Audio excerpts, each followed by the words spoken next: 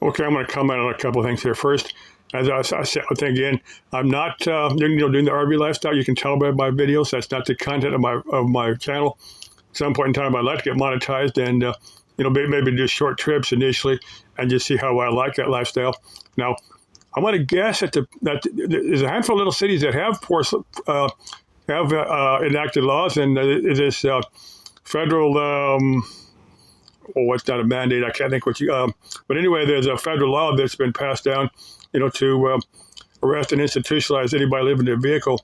Now, I'm going to guess it's probably a handful of people that are not YouTube RVers that are kind of ruining it for everybody. People that maybe dumping out their trash or human waste or mentally ill or on drug, you're using drugs that are kind of ruining for everybody.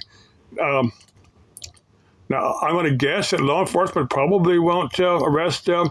Anyone living in their vehicle on, like on BLM land that are behaving themselves, that are working, that is not overstaying their 14-day limit, that are not trashing the place, or dumping out their human waste, where it shouldn't be. Now, if you dig a hole and cover it up, I don't think you'd worry about that in the middle of nowhere. Anyway, I want to comment on Bunny. Now, she reminds me of a woman's liver.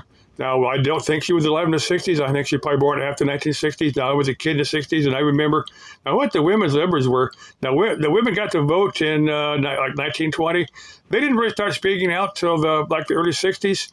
It's kind of a whole change in American attitude.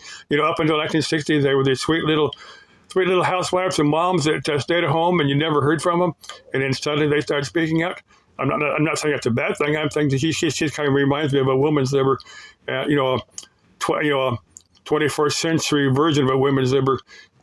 Just my opinion. Now, Chick, if you want to give me a piece of your mind, you can send me an email, repairmanjamesgodman@yahoo.com. I'll give you my phone number. You can give me a piece of your mind. I'll talk to you in a civil manner if you talk to me in a civil manner. If you ever want to meet up, talk eye to eye, we can definitely do that, as long as it's done in a civil manner, as long as we behave ourselves and talk to us nicely.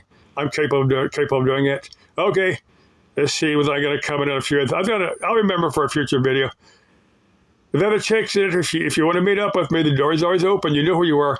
The door is always open. If you want to email me, if you want to talk to me, if you want to be my friend, I'll be your friend. That door is always open. I'm never going to close that door to anyone unless you do something pretty damn mean to me. That's the only way I would not want to meet, be a part of your life or anything. Okay, love y'all. Das Leben ist eine Abenteuer, and Sylvie. Bye-bye.